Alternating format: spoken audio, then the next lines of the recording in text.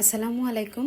আজকে star bread রেসিপিটা share করব। এটা বানাতে খুবই সহজ, তবে দেখতে বেশ আকর্ষণ আর খেতে খুবই মজা।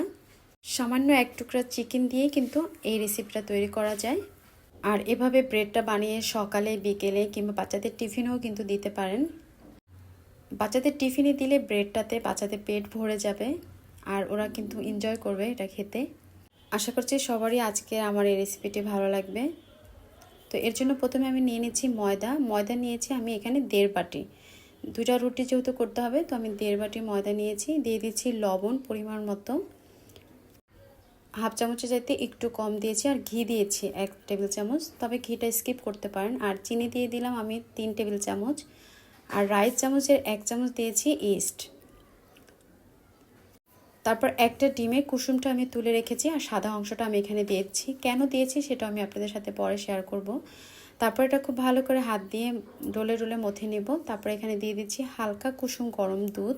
তবে আপনারা চাইলে এখানে গুঁড়া দুধ দিতে পারেন আর কুসুম গরম পানি দিয়েও কিন্তু এই ডোটা তৈরি করে নিতে পারেন। এই ডোটা হাত দিয়ে যখন মাখতে যাব তখন কিন্তু হাতে একটু লেগে লেগে যাবে। সেই সময় আমি এখানে রান্নার রেগুলার তেল ব্যবহার করেছি প্রায় 3 টেবিল চামচের মতো। খুবই সফট একটা ডো হয়েছে। তো এই ডোটা এখন আমি রেস্টে রেখে দিব 1 ঘন্টার জন্য। আর রেস্টে এগুলাটা রাখার সময় উপর থেকে অবশ্যই অল্প একটু তেল ব্রাশ করে দিতে হবে, তাহলে আর ড্রাই হয়ে যাবে না। এটা রেস্টে থাকতে থাকতে আমি চিকেনের প্রিপারেশনটা করে নিয়েছি। কড়ার ভিতরে তেল দিয়ে আমি চিকেনটা ছোট ছোট করে কেটে নিয়েছি। দিয়ে দিচ্ছি লবণ, আদা রসুন বাটা 2টা মিলে আমি হাফ টেবিল স্পুন দিয়েছি। তারপর তেলের ভিতরে চিকেনটা একটুখানি ভেজে নিয়েছি। তারপর দিয়ে দিচ্ছি গোলমরিচ গুঁড়া। আজকের এই চিকেনটা আমি কিন্তু একদম ঝাল ঝাল করব। তারপরে দিয়ে দিচ্ছি এখানে বেশ কিছু পেঁয়াজ কুচি। পেঁয়াজটার সাথেও এটা আমি একটুখানি সময় ধরে ভেজে নেব। তারপর খুবই সামান্য রঙের জন্য আমি হলুদের গুঁড়া দিয়েছি, হাফ টেবিল স্পুন দিয়েছি মরিচের গুঁড়া, ধনিয়া এবং জিরার গুঁড়া হাফ চামচের চাইতেও কম দিয়েছি। তারপর দিয়ে দিচ্ছি কাঁচামরিচ 2-3টার মতো, আর গাজর কুচি করে দিয়েছি একটা। সব কিছু আবারও খুব ভালো করে মিক্স করে নেব। আর এটা মিক্স করতে করতে এর ভিতরে আমি হাফ টেবিল স্পুন দিয়ে দিব সয়া সস আর 1.5 টেবিল চামচ দিয়ে দেবো টমেটো কেচাপ। এটা দিলে খুবই ভালো লাগে। সামান্য একটুখানি পানি দিয়ে তারপরে এটা আমি চিকেনটা রান্না করে নেব, যাতে করে চিকেনটা কাঁচা না থাকতে পারে। চুলার আঁচটা অবশ্যই মিডিয়ামে রেখে তারপর এটা রান্না করব, পানিটা যেন একদম শুকিয়ে যায়। এখানে আমি ইয়েলো বেল পেপার ব্যবহার করছি, আপনারা চাইলে যে কোনো একটা দিতে পারেন। আর বেল পেপারটা দেওয়ার পরে বেশিক্ষণ এটা রান্না করা যাবে না, 2 মিনিটের মতো আমি রান্না করে তারপর চুলাটা অফ করে দিব।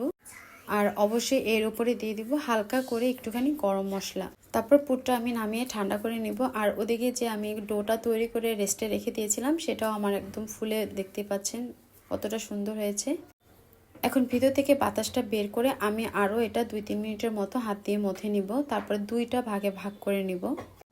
যেহেতু আমি এখানে 2টা রুটি তৈরি করব, তো একটা গোলা নিয়ে তারপরে একটুখানি আটা ছিটিয়ে এভাবে করে গোল করে তারপর রুটিটা তৈরি করবেন, তাহলে দেখবেন যে একদম গোল হবে। আর রেসিপি ভালো লাগলে রিকোয়েস্ট থাকলো আমার চ্যানেলটি সাবস্ক্রাইব করার। মানে এটা দেখতে খুবই সহজ বানানোটা, তবে খেতে কিন্তু আর দেখতেও বেশ দারুণ লাগে। তো এই রুটিগুলোর কি একটা প্রবলেম হচ্ছে, খুব তাড়াতাড়ি জড়ো হয়ে আসে। যেই থালাটার ভিতরে আমি এটা বসাবো সেই থালাটা কিন্তু আগে থেকে আমি তেল লাগিয়ে নিয়েছি। তারপর রুটিটা দিয়ে হাত দিয়ে আবার একটু গোল শেপ দিয়েছি। আর পুরটা যে করেছিলাম সেই রুটিটার উপরে আমি এখন পুরটা দিয়ে দিলাম। আর একই রকম করে আর একটা রুটিও আমি তৈরি করেছি, সেই রুটিটাও আমি এর উপরে এখন বিছিয়ে দিব। আর চারিদিকে যে মুখটা আছে আমি একটার সাথে আর একটা লাগিয়ে দেব। 2টা রুটি একসাথে করে আটকে দেব আর কি। এটা হয়তো আপনারা দেখেই বুঝতে পারতেছেন। তারপর এভাবেও ঢাকনা দিয়ে ঢেকে আরও 30 মিনিটের জন্য আমি রেখে দেব। 30 মিনিট পরে দেখা যাবে যে এটা বেশ ফুলে উঠেছে। আর ওই যে আমি ডিমের কুসুমটা রেখেছিলাম সেটা এখন একটু ফেটিয়ে নিলাম। চাকুর যে পিছনের সাইডটা আছে সেটা দিয়ে আমি স্টারের মতো করে একটু দাগ কেটে নিলাম। আসলে এটাই দেখতে বেশ সুন্দর লাগে। আর মাছ বরাবর অবশ্যই ছিদ্র করে দিতে হবে, নতুবা এটা কিন্তু একদম ফুলে উঠবে উপর থেকে। তো আমি এখানে আঙুল দিয়ে আর কি ছিদ্র করে নিয়েছি। আর ডিমের যে কুসুমটা ছিল সেটা আমি ব্রাশ দিয়ে প্রতিটা ব্রেডের পার্টে পার্টে আমি এভাবে করে লাগিয়ে নিয়েছি। তারপরে উপর থেকে আমি একটুখানি মানে ডালা তিল আমি এখানে ছড়িয়ে দিয়েছি। চুলায় আমি একটা পাতিল বসিয়ে তারপরে কিছু কাগজ, এর আগেও এরকম করেছিলাম, তারপর স্ট্যান্ড বসিয়ে এই প্লেটটা বসিয়ে আমি চুলার আঁচটা কমিয়ে প্রায় 35 মিনিটের মতো বেক করে, তাহলেই এটা আর কি হয়ে যাবে।